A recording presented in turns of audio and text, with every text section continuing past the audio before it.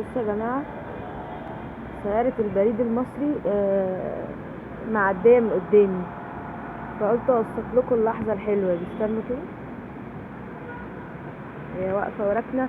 وطبعا البريد المصري كان عامل تطويرات وتحديثات في الفترة الأخيرة، وجابوا طبعا الفنان الميجا ستار عمرو دياب عشان يعني كدعاية ان البريد المصري بيطور من نفسه. وناس كتير هاجمته يعني تبديد للمال العام، ولكن بصراحة بصوا عربية البريد المصري اهي.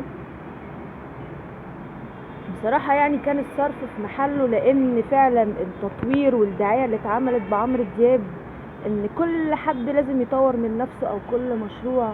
وطبعا مؤسسة البريد المصري مؤسسة عريقة وكبيرة وبتقدم خدمات هايلة بصراحة. يعني انا لسه كنت بستفسر عن الربط ان حساب الباي بال، لو عندك حساب باي بال الكتروني بتربطها بالفيزا بتاعت عن طريق البريد، بتشتغل كويس جدا.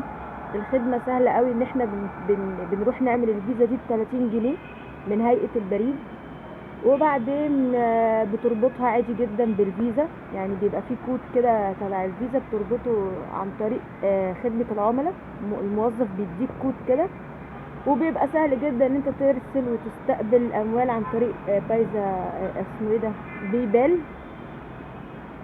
بنك الكتروني وبس.